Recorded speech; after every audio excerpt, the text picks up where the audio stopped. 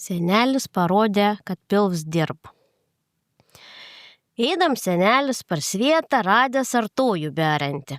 Tas senelis jį pašnekinęs, pasakęs, padėk Dievs. Klausęs, a gerai ein? Tas žmogus jam atsakęs, eitų nišio, bet ko to pilva nebūtų. Tai nereiktų taip sunkiai dirbti. Senelis sakas, gi aš tau tą pilvą galiu išimti, kad tu nori. Žmogus prisijėmė. Tas senelis jo pilvą išėmęs, pametęs ant dirvono ir nuėjęs savo. Žmogus tuo juntas, kad jis nebenorės valgyti. Priėjęs namo, gulos kur iššiaudusi gulėja, kol atsibodo begulint, kokias 3 dienas. Kai jau išgulėja, nebenorėjo miega, tai ilgų jam palika.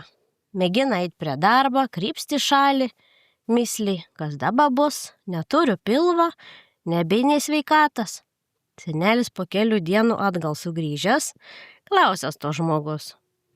Nu kaip tau dabar ein be pilva? Tas žmogus atsakęs, blogai.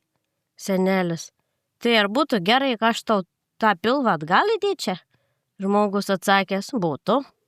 Senelis tą žmogų nusivedęs, pas pilvą ant dirvoną ir parodė, kad visą tą dirvoną jau tas pilvs buvo išplėšęs ir pasakęs, tai ne tu dirbi, bet tavo pilvs. Ir įdėjęs.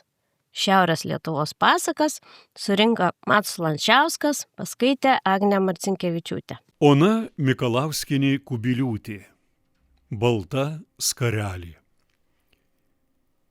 Prieš vėją, o sykiais pavėjai nubėga diena paskui dieną. Ko nerimas tąsyk suriko, ko sudrumsti nerimas siela. Pamiršt nenorėjom, pamiršom. Dabar klausinėjam kelią.